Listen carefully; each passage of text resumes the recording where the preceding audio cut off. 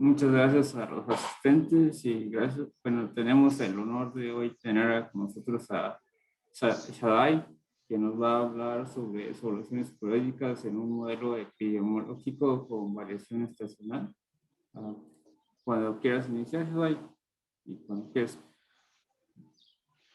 Bueno, muy buenas tardes, chicos, a los presentes y a los organizadores del seminario de becarios por la invitación. Ahorita quito la cámara, que tengo una conexión un poquito improvisada, y permítame compartirles mi pantalla.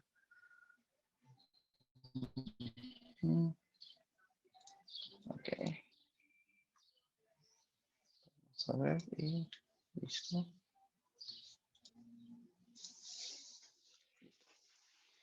Pues bueno, les voy a hablar un poco de lo que ahorita en la verdad.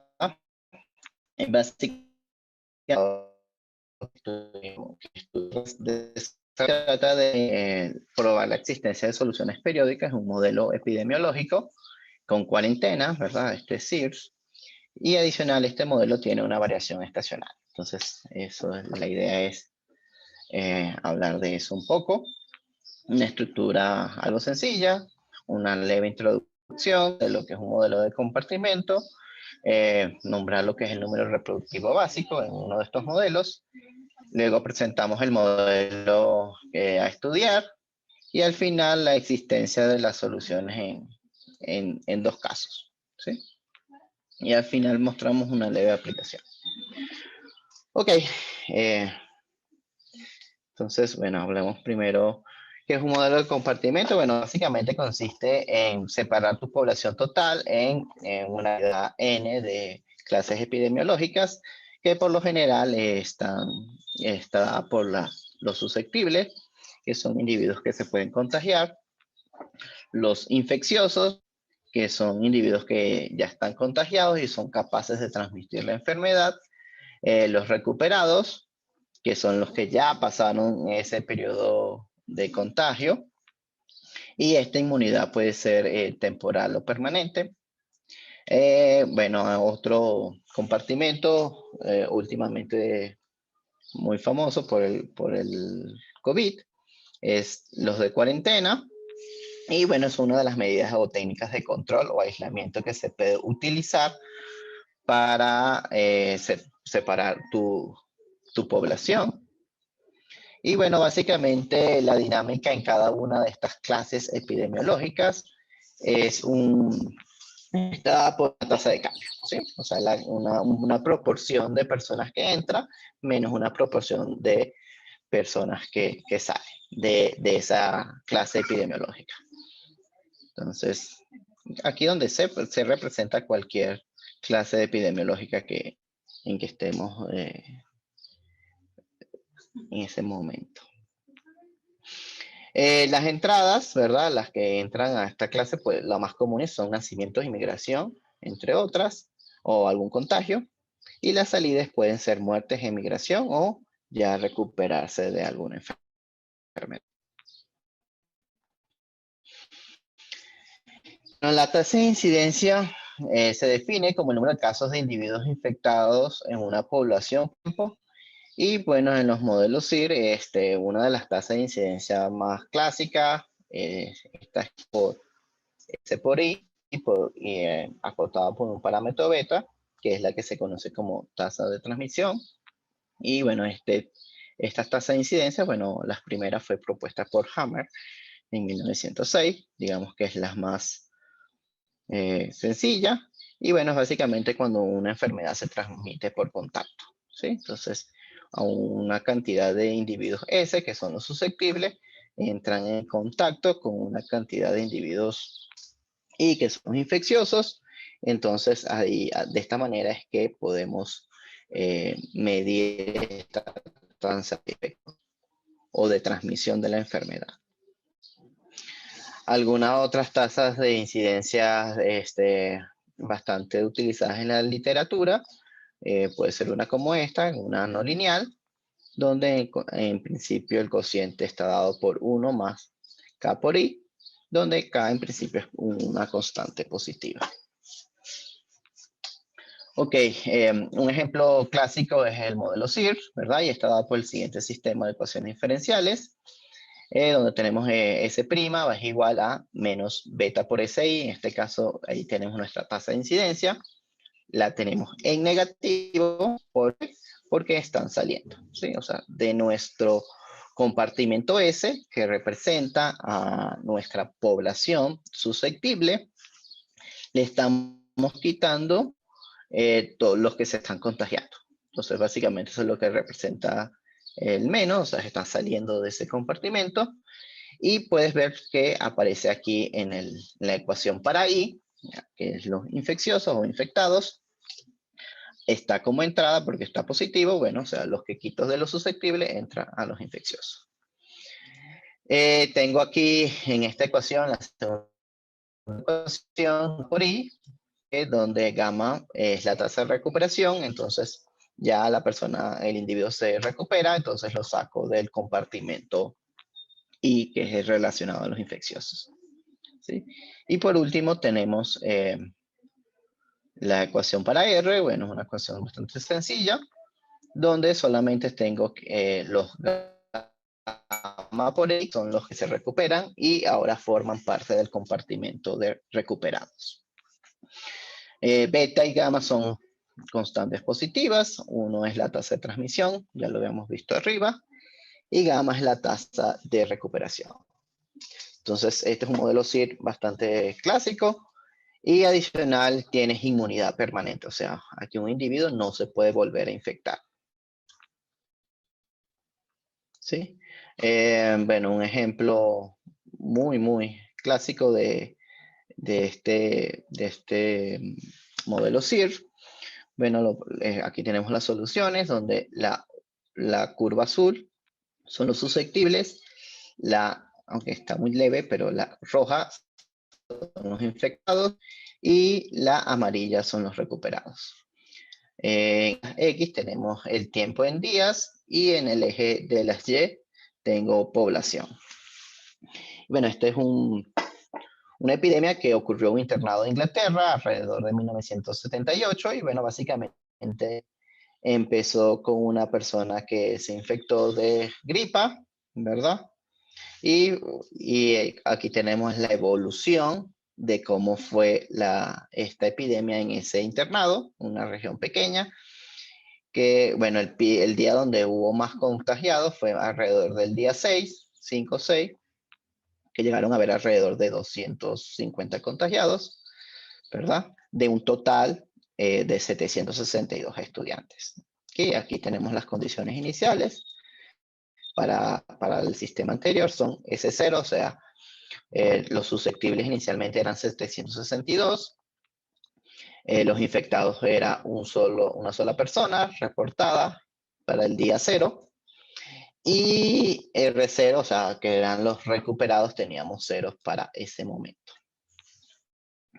Los parámetros que se calcularon para dicho modelo son los que tenemos aquí. Beta es alrededor de 0.00262 y gamma 0.5673. ¿Sí? Entonces, digamos que esta es la solución al sistema anterior, donde los parámetros fueron obtenidos de una pequeña epidemia en un internado. Entonces, digamos que esta es la solución al sistema con esta condición inicial. Ok. Ahora hablemos un poquito de lo que es el número reproductivo básico, R0. Y bueno, es el número promedio de contagios secundarios que genera un infectado en una población enteramente susceptible. Básicamente, ¿cuántas personas puede contagiar a una persona cuando lo coloco en un medio de personas susceptibles? ¿Sí? Es un parámetro bastante importante para estos sistemas porque en general él gobierna la dinámica del sistema, o sea, cambia drásticamente la dinámica del sistema dependiendo su valor. En general tenemos estas conclusiones, que si R0 es menor que 1, ¿verdad? Lo que tendríamos es que la infección cesaría tras un periodo de tiempo corto, mientras que si R0 es mayor que 1, lo que tendremos es que la enfermedad se propaga ampliamente en la población y produce un brote serio. ¿Sí? Hay varias maneras de calcular este número para los sistemas, como los que vimos anteriormente, como el CIR. El más común y eficaz es el método de la jacobiana o utilizando la matriz de la siguiente generación. ¿Sí?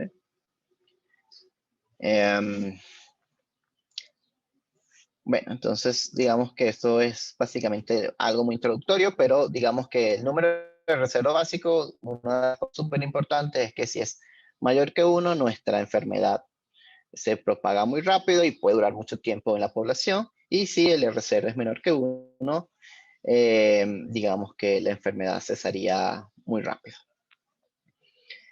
Para el sistema anterior, bueno, teníamos que, para este, ¿verdad? Que es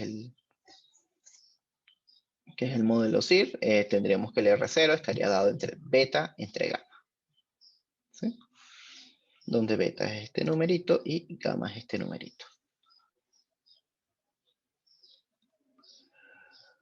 Ok, entonces, ahorita yo estoy interesado en modelos que tengan variación estacional. ¿Qué quiere decir esto? Es que los parámetros, en principio, varíen dependiendo del tiempo, sea un parámetro dependiente del tiempo, ¿sí? Entonces, en enfermedades tipo que se pueden modelar con estos tipos de modelos CIRS, obtenemos que muchas enfermedades dependen mucho del clima, ¿sí? O sea, como la gripa tiene sus periodos donde la población es más afectada, en otros dependiendo de... Entonces, una idea es ver un modelo tipo CIR, ¿verdad? Pero donde los parámetros, bueno, al menos uno de los parámetros, dependa claramente del tiempo, o sea, del periodo o la estación en que nos encontremos. Entonces, con el uso de esta función de incidencia periódica, podemos tener en cuenta la variabilidad de las enfermedades según las estaciones climáticas o los calendarios escolares. ¿Sí? Entonces, no es lo mismo la tasa de incidencia de una enfermedad como la gripa cuando las escuelas están abiertas que cuando las escuelas no están abiertas. Básicamente eso es lo que queremos medir en modelos como estos. Entonces, nuestro modelo a estudiar, queremos pensar que beta, lo que mide el contagio, o sea, o la fuerza de infección, que es beta por FI, o sea, donde FI es la función de incidencia. Recuerden que al principio hablamos que la función de incidencia, al menos mostramos dos, que es la lineal, que está dada por S por I. Si recordamos aquí atrás, vamos a buscarlo aquí. Si hablamos de esta, beta, esta es la función de incidencia. La más común esta es donde se mide el contacto. También es de contacto, solo que, digamos, después de un cierto periodo de tiempo, empieza a disminuir, o sea, es una función cóncava. Entonces nosotros en principio supongamos, o sea, obtenemos una función f por SI que en principio es no lineal, pero tiene las siguientes condiciones. La primera, beta de t es una función continua y va a ser t periódica. O sea, va a ser una función de periodo t, básicamente para modelar la estación en que se encuentra la epidemia. ¿Sí? La función f, que es la que mide la tasa de contagio, necesitamos que es una función positiva, ¿verdad? Que depende de i. Y que la función, su derivada sea positiva y en principio que fi sea cóncava. Bueno, básicamente lo que necesitamos es que la segunda derivada sea menor que 0. ¿Sí? Entonces, dado estas condiciones, nosotros proponemos el siguiente modelo, ¿sí? Como el que estoy compartiendo, que está dada por 4 ecuaciones diferenciales, ¿verdad? Ordinarias, donde la primera ecuación asociada a de los susceptibles, la población susceptible. Y bueno, vemos acá que tenemos algunos términos positivos y unos términos negativos, ¿sí? Recordemos que los términos negativos son las salidas, ¿sí? El porcentaje de la población susceptible que deja ese compartimento, o sea, pasa a algún otro compartimento. Y en este caso tenemos que las salidas son beta por S por FI, ya esto lo habíamos visto, ¿sí? Digamos que esto aquí es donde estoy modelando el contagio de la enfermedad, ¿sí? Entonces tengo S, que son los susceptibles, por una fuerza de infección que está dado por una función beta que dijimos que esté periódica y una función F que en principio depende de los infectados y puede ser no lineal con las condiciones vistas en la lámina anterior, ¿sí? Esta que teníamos acá. Otra salida que tenemos es D por S, ¿sí? Donde D es un parámetro que está asociado con, déjenme ver aquí, con la muerte, ¿sí? Con la mortalidad. Y C por R, ¿verdad? Básicamente, como está positivo, es una entrada. ¿Qué representa esto? Que personas que se recuperaron, ¿sí? Si ven que aquí tengo esta expresión, salieron de los recuperados y volvieron a ingresar a los susceptibles. Esto quiere decir que son personas que perdieron inmunidad, ¿sí? Mi gamma acá representa la tasa de reclutamiento, o sea, un porcentaje de la población que es susceptible. Sí, en principio es constante. Ok, para mi segunda ecuación, ¿verdad? Del modelo SIRS, tenemos primer término, un término positivo acá, y ya tenemos estos términos que están en negativo, o sea, son salidas. En positivo, o sea, tenemos que las personas que dejan de ser susceptibles empiezan a ser infecciosas, ¿sí? Y las salidas, ¿verdad? Tenemos 4 salidas, ¿sí? Alfa 1 está asociado a la mortalidad por la enfermedad, ¿sí? D representa la mortalidad natural, o sea, que la persona pueda morir por X o Y que no tenga que ver nada con la enfermedad. Delta es un porcentaje en que de los infecciosos los pasamos a cuarentena, ¿sí? Digamos que son los más delicadillos.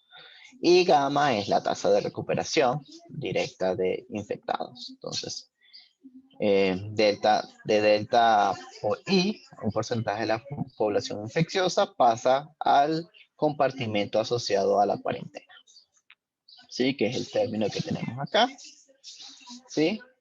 Y las salidas del compartimento Q, que está asociado a la cuarentena o aislamiento, tenemos las salidas que son epsilon D y alfa 2. Entonces, epsilon es un parámetro nuevamente positivo, una constante, y está asociada a la tasa de recuperación de la población que tú tienes aislada. Digamos que no necesariamente es la misma tasa de recuperación de la persona que no se aísla con la que tú tienes aislada, ¿sí? D nuevamente es una tasa de muerte asociada a una muerte natural. Y alfa 2 es una tasa asociada a la enfermedad, pero cuando ya lo tienes en cuarentena, ¿sí? Por último, tenemos la cuarta ecuación diferencial asociada a R, ¿verdad? Que son los recuperados y tenemos varias entradas, ¿sí? Las 2 entradas que tenemos son las personas que se recuperan de la enfermedad, que pueden venir de el compartimento I, asociados a los infectados, y este que es el asociado a los que están en cuarentena, ¿sí? Y las salidas son nuevamente de alguna tasa de muerte natural. Y sí por R es lo que digo, o sea, la persona ya no está en recuperado, pero pierde la inmunidad, ¿sí? Sales del compartimento recuperado y entra acá al compartimento asociado a la persona susceptible. Digamos, pasa un tiempo suficiente para que pierda inmunidad a la enfermedad y ya nuevamente pues ser. Entonces, este es el modelo que nos interesa estudiar, ¿sí? Un modelo que tenga variación estacional, o sea, que mi beta, mi fuerza de contagio, sea T periódica, ¿sí? Básicamente lo que queremos modelar es que las enfermedades pueden contagiarse más rápido dependiendo o el periodo escolar o la estación climática en que nos encontremos. ¿Sí? Y bueno, agregamos acá el aislamiento, o queremos ver el efecto que tiene el aislamiento en algún modelo SIR.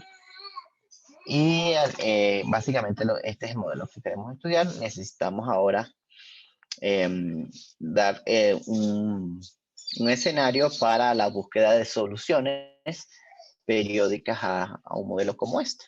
¿Sí? ¿Qué representa una solución periódica? Bueno, básicamente tener una solución periódica, esto nos ejemplificaría una epidemia que tiene sus picos, sus brotes cada cierto tiempo. ¿Sí? Tiene su periodo donde tienes más infectados, tienes un periodo donde ya tienes menos infectados y claro, todas estas soluciones van a depender ampliamente de los parámetros.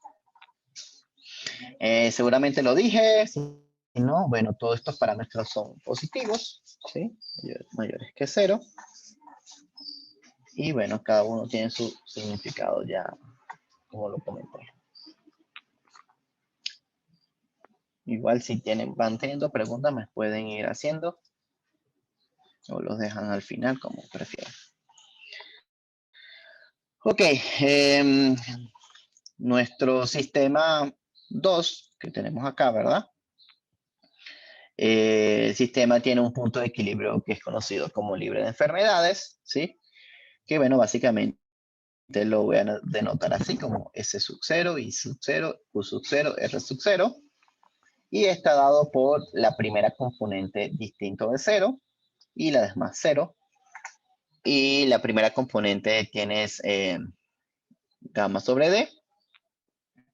Y entonces esto lo decimos que es libre de enfermedades porque es un punto de equilibrio, o sea, una solución periódica estable, ¿verdad? Y ella, en principio, es libre de enfermedades porque tienes I igual a 0, o sea, ahí la enfermedad nunca va a aparecer en tu sistema. Y bueno, cuando beta de T es constante, ¿sí? Cuando nuestra beta, nuestro sistema aquí beta es constante, nosotros podemos fácilmente calcular nuestro R0, o sea, que hablamos alguna vez, nuestro número reproductivo básico, y está dado por esta expresión, ¿sí?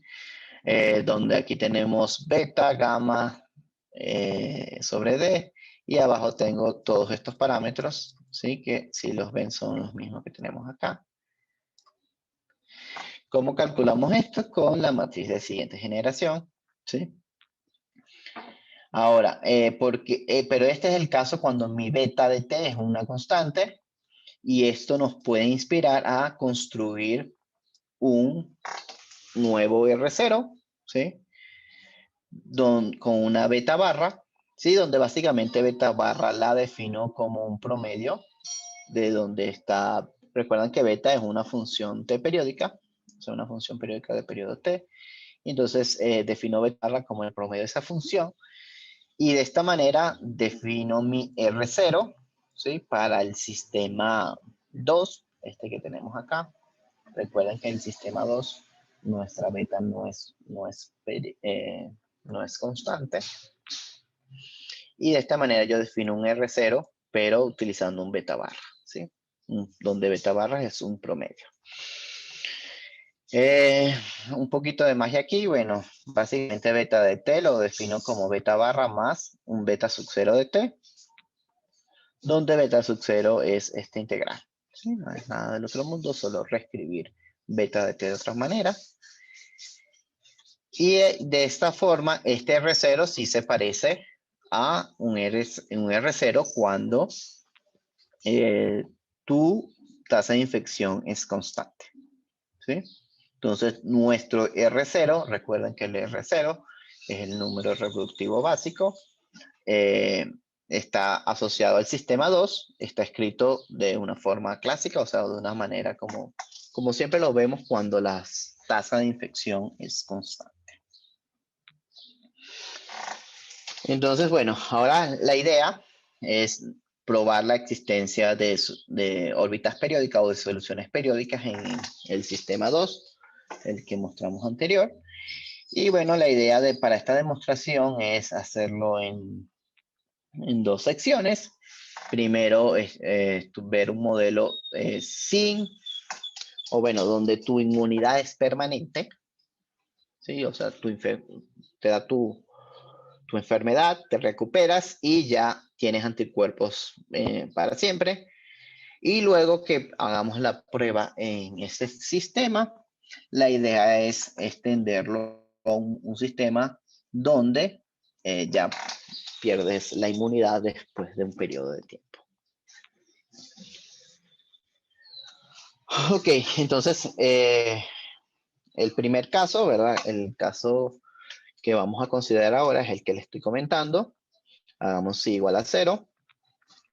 Eso lo que quiere decir es que nuestra inmunidad es permanente, ¿sí? Por eso aquí no hay un término multiplicando a R sumando, o sea, esa es la única diferencia que tiene con el sistema 2. Y entonces lo que necesitamos hacer es probar las soluciones periódicas en 3 y luego construimos una homotopía entre el sistema 2 y el sistema 3. ¿Sí? Ok, bueno, lo primero es definir la siguiente homotopía. ¿Sí? Para cada lambda, que está entre 0 y 1, definimos beta sub lambda, donde beta sub lambda está dado por beta barra más lambda beta 0 de t. Fíjense que cuando lambda es igual a 0, lo que obtenemos es beta barra, y cuando lambda es igual a 1, lo que obtenemos es beta barra más beta 0 de t, y eso precisamente es lo que habíamos hablado que es beta de t. Si me permiten echar para atrás, es esto que tenemos acá. ¿Sí? Entonces, lo que estamos haciendo es construyendo una homotopía en un sistema donde parto cuando lambda es igual a 0, mi beta es beta barra, o sea, es constante, y cuando lambda es igual a 1, lo que tengo es mi beta de t, ¿sí? O sea, mi función variable, mi función t periódica. Entonces sería el primer paso. Luego de eso, lo que queremos usar o apoyarnos es usar la teoría de grado de Schauder, y para ello tenemos que transformar nuestro problema de ecuaciones diferenciales a un problema funcional. ¿Sí? Entonces, bueno, definimos los siguientes espacios que son de Banach, que van a cumplir todo lo de sus subespacios más grandes, ¿verdad? Y para eso definimos primero CL sub t, ¿verdad? Donde tenemos todas las soluciones SIQR, ¿verdad? Donde son C1 o, bueno, dependiendo de cuál sea, o son continuas o C1, ¿verdad? Donde cada una de sus componentes, ¿verdad? S, I, Q y R son funciones T periódicas. Entonces, de esta manera defino estos dos subespacios, ¿verdad? Y bueno, son espacios de Banach, ¿verdad? Un poquito de cuenta, pero no tan complicado.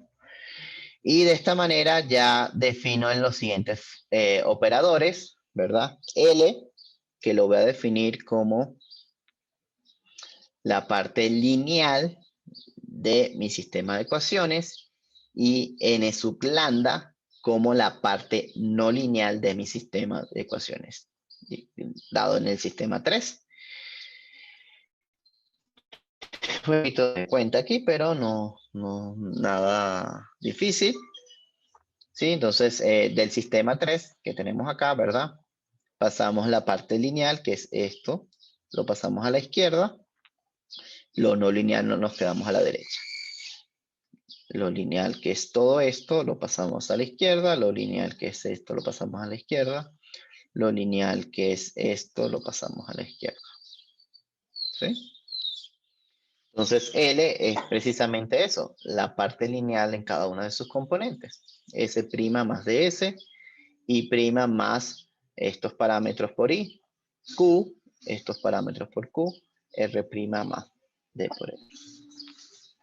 Y el operador, ¿verdad? Que va de C sub 0T a C sub 0T, o sea, es la parte no lineal de nuestro sistema. Bueno, básicamente lo que les comenté arriba de nuestro sistema, en cada una de las componentes va la parte no lineal en el sistema 3. Ok, de esta manera lo que obtenemos o lo que ganamos es que podemos reformular nuestro lema con esta función f sub lambda, ¿verdad? Que es, aquí tenemos la identidad menos el inversa, o sea, la inversa de este operador, compuesto con la parte no lineal, ¿sí?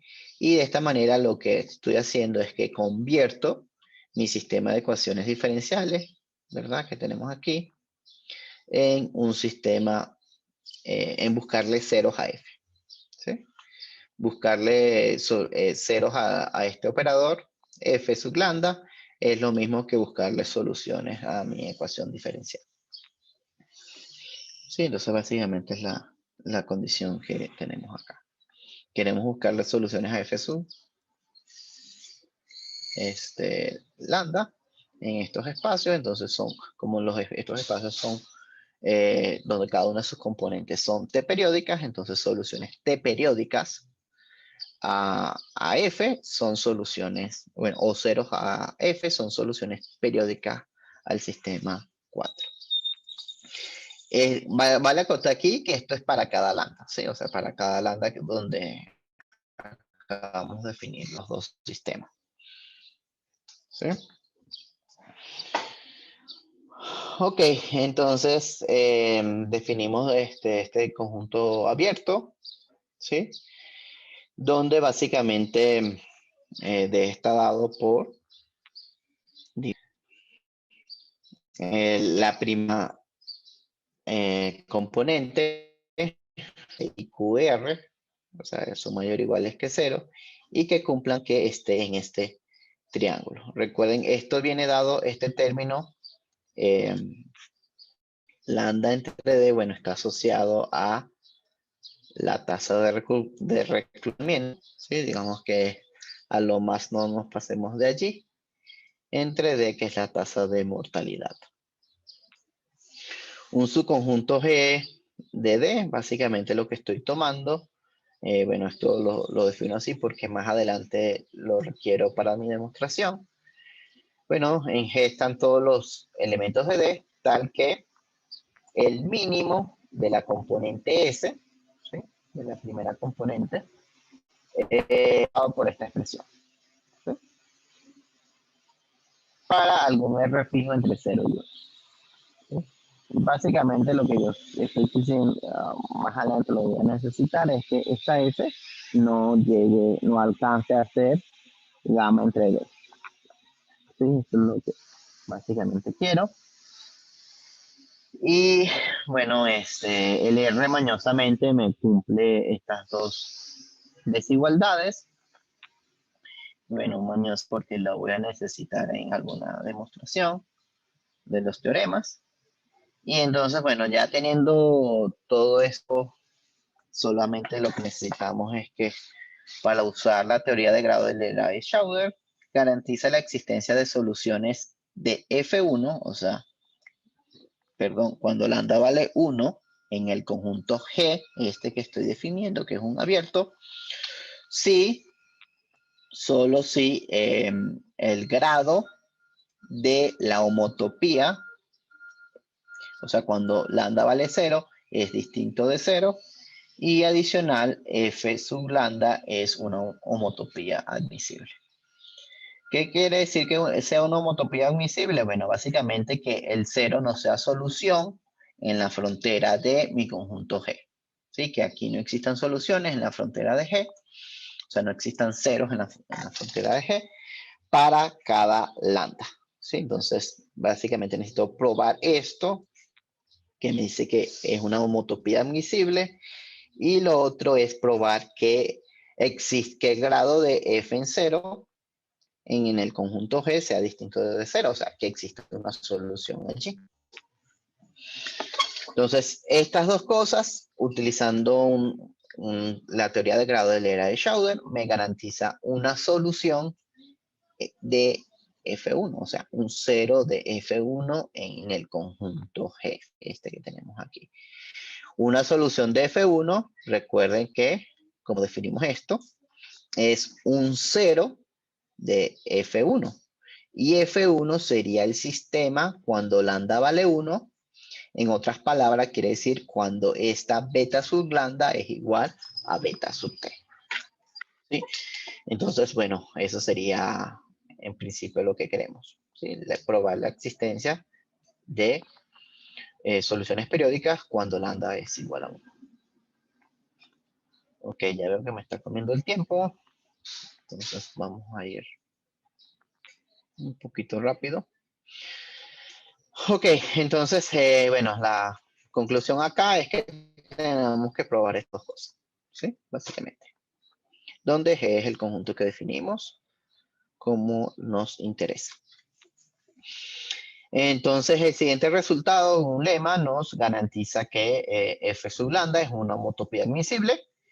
Y bueno, nada, lo que tenemos como condición es que si mi R sub 0, ¿verdad? Recuerdan, este que definimos hace algunas par de láminas, sea mayor que esta expresión.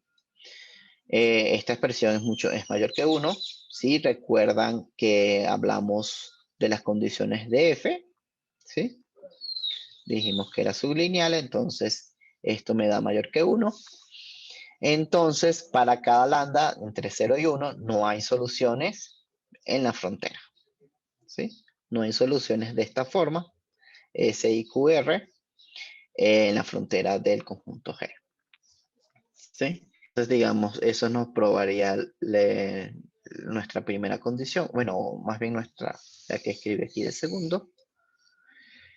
Y bueno, la demostración de esto, bueno, lo hicimos a lo absurdo. Y bueno, aquí no quiero tardar mucho aquí porque nos está comiendo el tiempo. Pero bueno, agarramos, tenemos que la única solución posible que pudiera existir en la frontera de G es esta señora, que es la que está en la frontera de D. Y si recuerdan, esta era el punto de equilibrio libre de enfermedades. ¿Sí? Lo vimos empezandito. O sea, yo coloco esto en mi sistema y me va a dar 0 a ambos lados, una solución. Un punto de equilibrio, una solución de equilibrio. Entonces, esta es la única candidata a ser. Pero lo que hay que probar es que en realidad no está en la frontera de G. Bueno, suponemos que esta señora está en la frontera de G. Y bueno, integramos la segunda ecuación y llegamos básicamente a una contradicción por acá, ¿sí? Utilizando las condiciones. Bueno, aquí aún no ha llegado. La contradicción la tengo, básicamente es que tengo que este número va a ser mayor que esta expresión. Y esto es igual a este mismo número. Entonces es una contradicción, ¿sí? Aquí usamos la condición de sublinealidad, ¿sí? Aquí es importante que recalcar, bueno, al menos lo recalco, bueno, que esta condición parece mañosamente colocada aquí, o sea que mi f' se comporte de esta manera, pero el punto es que cuando nosotros trabajamos con funciones definidas, de estas que se usan comúnmente en la literatura, estas tienen este patrón, ¿sí? Y básicamente son los que representan, bueno, representan o modelan muy bien la realidad. Si una función de esta forma, básicamente me ayuda a decir que después de un periodo de tiempo, la fuerza de infección disminuye. Por X o Y motivo, la fuerza de infección disminuye. ¿Por qué? Bueno, primero porque en el primer periodo de tiempo, primero la desinformación, la gente no cree X o Y, y luego de un periodo de tiempo, pues las personas empiezan a tomar previsiones y entonces esa fuerza de infección disminuye considerablemente. Entonces, la condición de sublinealidad o que mi F sea convexa, básicamente modela ese fenómeno que se ve en la naturaleza. Ok, entonces, bueno, un par de cuentas acá, más o menos cuentas, usando nuestras hipótesis, podemos probar el lema. ¿Sí? Probar el lema 1 que estamos viendo, que básicamente lo que nos dice es que no van a existir soluciones en la frontera. ¿Sí? De G para cada lambda. Ok, me quedan minutitos. Ok, y bueno, el segundo lema que tenemos acá es básicamente encontrar una solución, ¿verdad? Que, bueno, que las únicas, en principio, que cuando lambda es igual a 0, ¿sí? El sistema 4 tiene exactamente dos soluciones periódicas, ¿sí? Una, ya habíamos visto anteriormente, que es esta que llamamos la libre de enfermedades, y la otra, que la estoy denotando así, S1, Q1, R1, y donde I1 está dado por la solución a esta cosa, ¿sí? Donde esto se haga 0, es una función, bueno, es un punto de equilibrio que aparece cuando mi R0 es mayor que 1. ¿Sí? Si el R0 es menor a 1, ¿sí? Habíamos hablado que mi enfermedad desaparece después de un periodo corto de tiempo. Si el R0 es mayor a 1, resulta que el sistema dinámico de equilibrio, ¿sí? Donde la I va a ser distinta de 0. ¿Sí? Y pues la demostración a que esta tiene única solución, pues es más que todo cuentas y bueno, sigo la prueba que utilizaron Dennis y Ross en un artículo que coloco allí en mi bibliografía. Entonces pruebo que sí existe otro punto de equilibrio, o sea, un punto donde los infectados no son 0, por lo tanto, la enfermedad se mantiene viva. Ok, esta demostración es más que todo cuenta. Y bueno, una proposición de nosotros utilizando los dos, que vamos a utilizar los dos lemas, es probar que cuando R0 es mayor a 1, ¿verdad? Entonces, para el conjunto abierto G, tenemos que el grado de la función f sub 0, del funcional f sub 0, en G es distinto de 0. ¿Sí? Esto básicamente lo que quiere decir es que, bueno, va a tener una solución cuando lambda es igual a 0.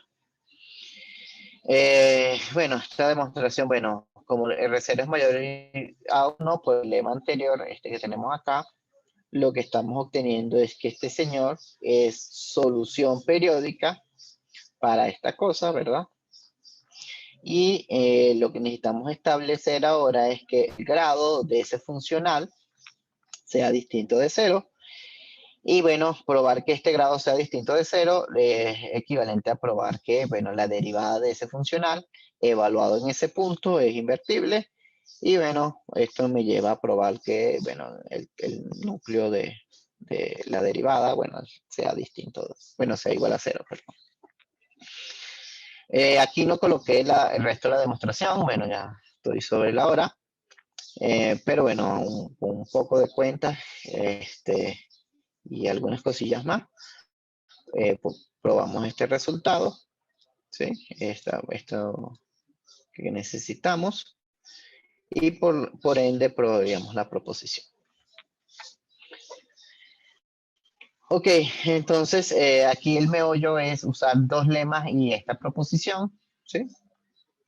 Entonces, utilizando esas cosas, podemos formular este teorema, y es que si R0 es mayor que esta expresión, ¿sí?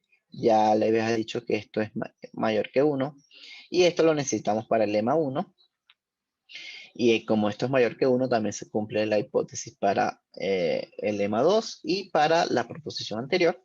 Entonces el sistema 3 admite una solución no trivial, ¿sí? Y básicamente esto es consecuencia de los dos lemas y la proposición que hemos mostrado arriba. Entonces, el primer teorema básicamente es lo que queríamos.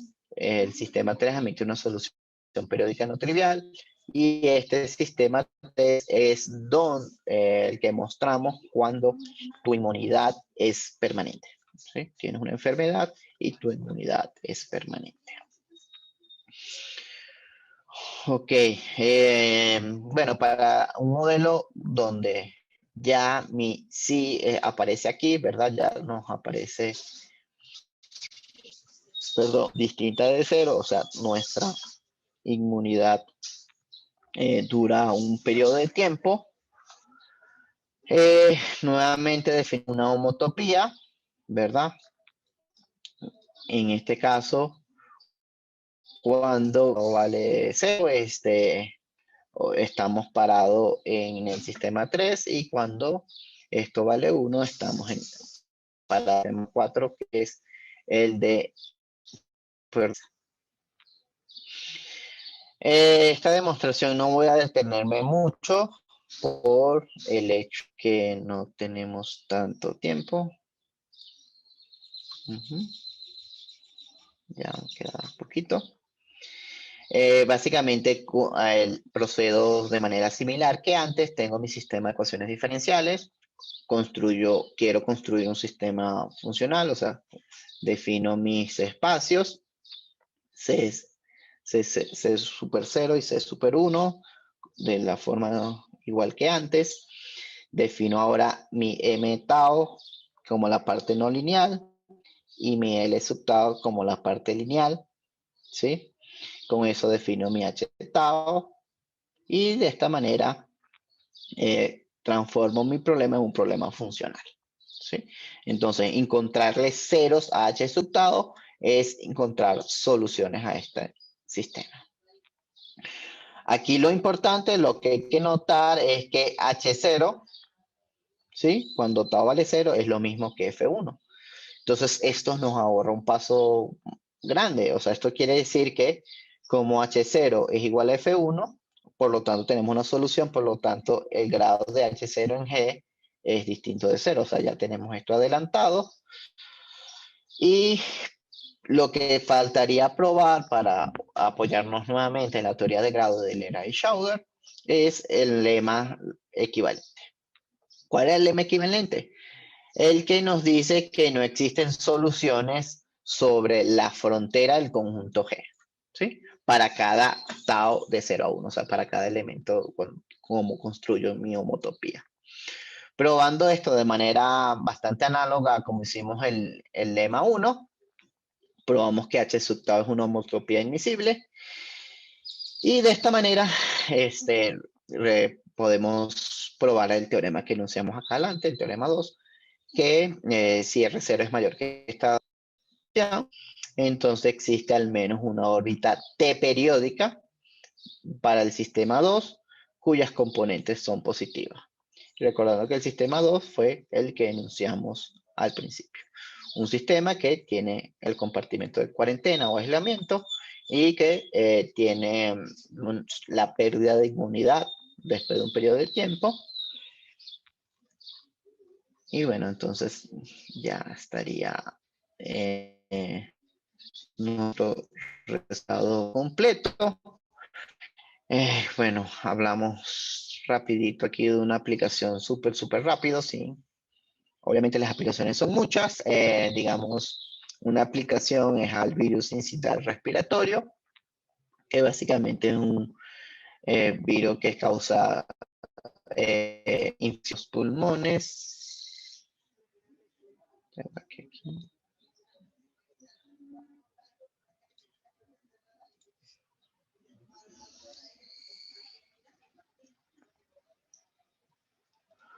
Ok, puede causar desde un resfriado común hasta una bronquitis o neumonía, y se puede contraer el virus si una persona, eh, o sea, por contacto directo, entre comillas, una persona tose o estornuda cerca de una otra persona. Y los casos de enfermedad por BCR se producen o sea, se pueden producir de forma, bueno, más bien esta enfermedad produce epidemias estacionales, ¿sí?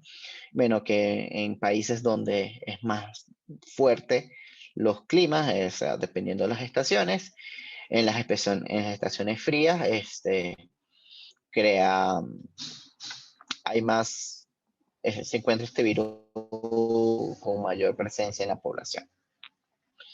Entonces, básicamente hicimos aquí un modelo, ¿sí? Probamos un modelo. En este caso, mi F es lineal, ¿sí? Aquí, del resto, todo lo demás como lo vimos en el sistema 2. Mi periodo T lo colocamos un año, o sea, para modelar la variación del tiempo. Ya va que aquí no sé qué me están diciendo. Ok.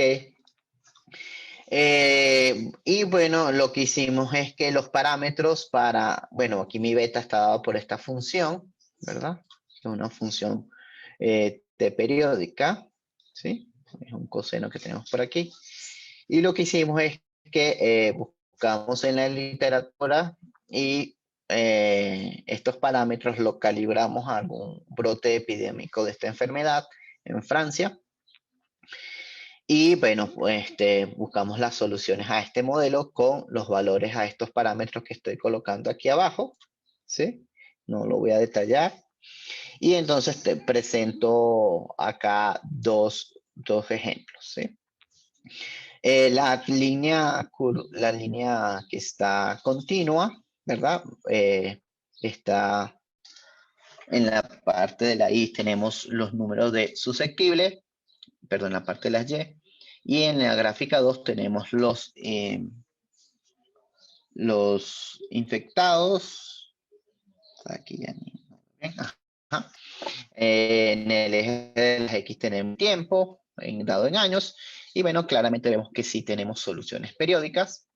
Sí, diferencia de los susceptibles de los infectados, perdón, de la línea punteada, es que en la línea punteada presento cuarentena. ¿Sí?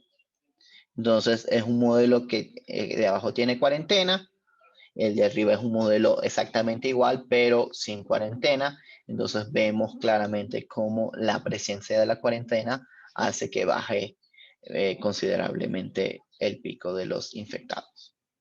¿Sí?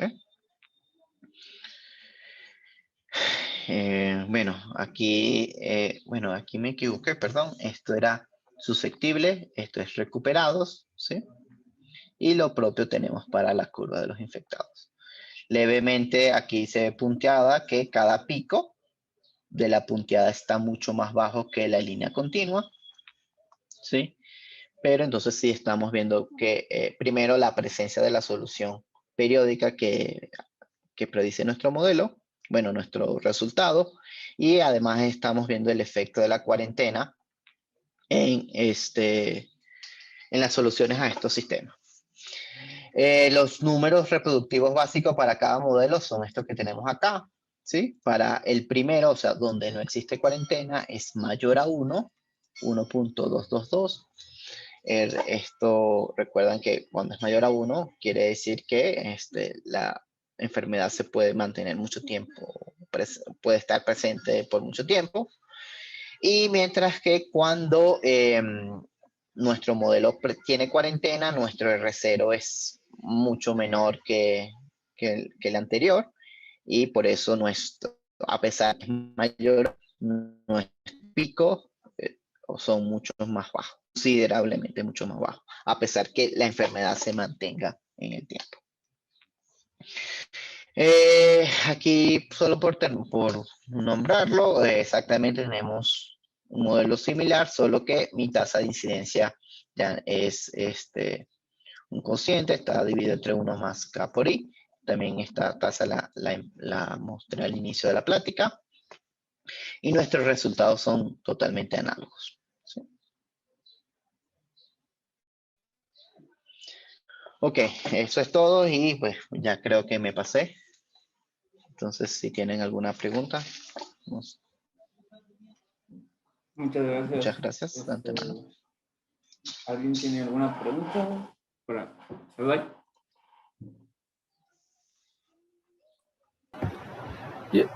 Hola Shadai, yo tenía una pregunta respecto a Sí. la parte de comentas de las homotopías, ¿no? Porque o sea, tú tienes homotopías, Ajá, ¿no? sí. Que básicamente te dan un recorrido, ¿no? En tus sistemas de ecuaciones diferenciales. Y yo estaba pensando si podías poner esas homotopías como un contexto de homotopías de espacios de Banach. O sea, considerando que pues digamos, tu sistema inicial y final pues los pones, ¿no? En 2 espacios de Banach. Entonces me preguntaba más como en el sentido si puedes rellenar eso del medio con homotopías. Sí, bueno, en principio lo llevo a funcionar y la idea es esa, construir la homotopía que sea continua, o sea, probar que la homotopía sea admisible, estoy viendo que eso es válido, pues. Y pues bueno, ventajas muchas.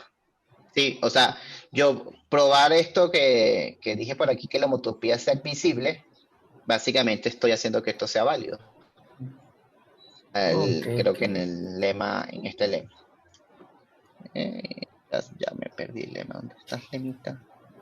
En el lema 2. Sí, que no se anule, digamos que no existan ceros de F en la frontera del conjunto G, que es mi conjunto abierto que defino al principio.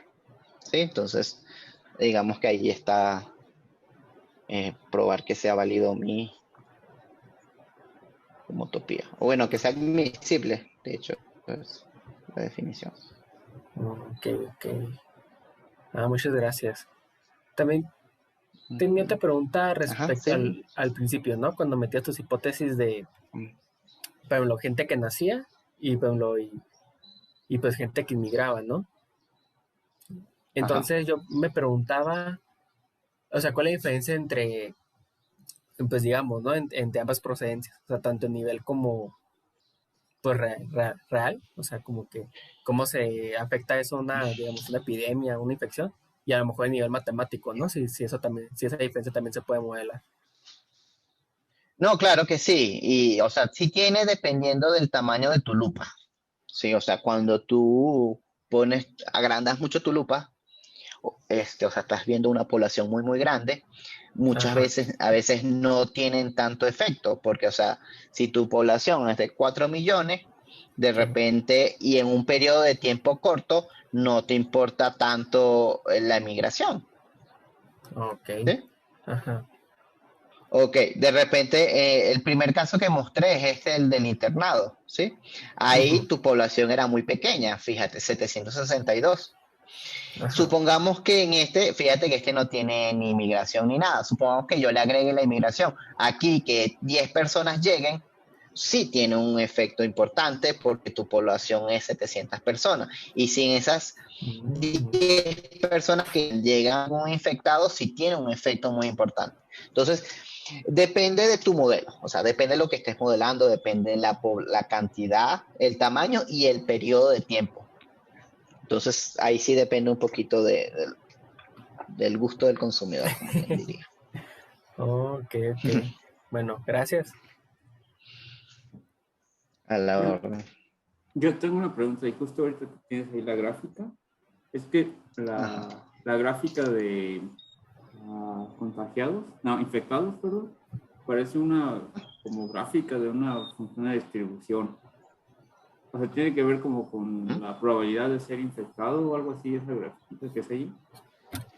No, No directamente, pero digamos que, fíjate, si calculamos el R0 de este modelo, que bueno, que es beta entre gamma, vemos que ese R0 es menor a 1, ¿sí? Lo que quiere decir es que nuestra epidemia va a morir en un tiempo relativamente corto. ¿Sí? Y en este ejemplo que les puse, fíjate que la epidemia desaparece en 14 días, ¿sí? Y esto se debe principalmente a lo que te comenté. Los comenté por ahí. Fíjate que esta función F por I, después de digamos que al principio la gente se contagia alegremente, no sabe que está el virus por ahí o no le interesa, llega a un punto donde ya hay casi 300 infectados, no, ya la cosa está seria, por X o Y, bueno, llega a este punto donde el miedo o digamos las restricciones que pudo haber colocado este internado hace que precisamente esta tasa de contagio de la aparición de nuevos infectados sea menor. ¿Por qué? No, porque ponen medidas de distanciamiento social, ponen medidas de que, bueno, nos tenemos que lavar las manos cada vez que nos saludemos, o X o Y, o sencillamente la gente le da miedo y se queda encerrado en su casa. O bueno, en este caso como es internado, en su cuarto, pues. Y entonces eso hace precisamente que tenga ese comportamiento. De hecho, si lo ves exactamente, no es tan gaussiana, casi que la caída es un poco más alargada. Y eso sí se tiende a ver mucho. O sea, aquí crece más rápido y aquí la caída es un poquito más alargada. Esto por lo general ocurre en las epidemias. Vale, gracias. Y esa es una pregunta más como de curiosidad.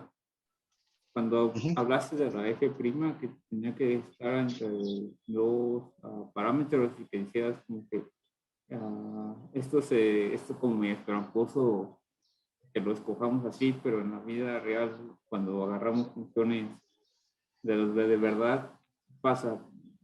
Pero como dijiste, funciones famosas, y entonces quisiera saber como cuál función es famosa. Sí, bueno, fíjate, más bien esto lo de la concavidad, o sea, que decía cuando el cociente tenía que era mayor a 1, ¿verdad? Eso es lo que te quise decir. Y bueno, es que las restricciones, o sea, yo en principio, digamos, empecé a trabajar esto con funciones como esta que tiene este modelo sencillo, bueno, como beta por SI, luego tomé una como esta, luego hice una colocándoles algunos exponentes a la I, aquí arriba, que son las que están en la literatura, y pues resulta que todas esas cumplen esto, que son, básicamente, que son cóncavas. No, era un poquito más adelante y era como que F' menor a F Hombre. evaluado en algo. Okay. Esto, seguramente. Un poquito más adelante. Bueno, seguramente, bueno, aquí es donde esto es la condición que yo necesito que ocurra para mi lema, ¿sí? O que digamos que aquí es un poquito mañoso, pero no está tan loco, ¿sí? Digamos que esto es lo que pido en mi lema, que sea mayor que 1, esta cosita, este término. ¿Sí? Y esto es válido porque precisamente F' cumple lo que te dije allá arriba, que la concavidad me puede llevar a este resultado, que esto es mayor que 1. Y esto mayor que 1 lo que me indica es que R0 mayor que 1 es que la enfermedad se va a mantener en el tiempo. Entonces, esto sí es, bueno, se cumple en las epidemias por lo general, ¿sí? Y digamos que donde está la cosa mañosa es precisamente aquí. Condiciones que necesito para fijar mi R y cumplan esta relación. Y básicamente esta relación es porque la uso en una demostración. Pero, o sea que sinceramente esto tenga la aplicación, no. O sea, digamos que esto es el R necesario aquí sí lo necesito en mi teorema. Vale, gracias. ¿Alguien más tiene alguna pregunta para Shadai? Hola, Chay. Pues esa idea que presentó de encontrar soluciones de ecuaciones diferenciales vía ceros de operadores funcionales, pues bien interesante, nunca lo había escuchado. ¿Esa viene de resolver estos problemas o viene de mucho antes? Fíjate que no exactamente resolver esto, bueno, fíjate que yo lo vi en un artículo algo parecido que usaron esto y por eso nos inspiramos. Bueno, digamos que mi asesor me ayudó a inspirarme en eso. Sí. Este, pero no es la manera usual en resolver. O sea, una Ajá, manera usual que tú intentas resolver tus sistemas de esta manera, pues bueno, primero es buscas tú los puntos de equilibrio y pues ajá, luego evalúas si existen soluciones periódicas, pero con otros, de otra manera, o sea, que es la que uno ve en ecuaciones, se me fue ahorita, sí, claro, son estándares. funciones de Lyapunov y estas cosas, ¿verdad? Pero ya cuando mi parámetro B, digamos que esas funciones de Lyapunov son bastante complicadas, ¿verdad? Pero mientras tu sistema sea más grande y más parámetros es más complicado. Y adicional, agregarle una función variable ya hace que las cosas por ahí no caminen. ¿Sí? Entonces, otra forma que yo he visto cómo resuelven esto es usando de forma estocástica. Sí, pero así de la manera clásica con sistemas dinámicos como uno aprendió, pues no hay mucho que hacer porque el sistema se complica bastante. Ok. Ah, muy bien, gracias. A la orden.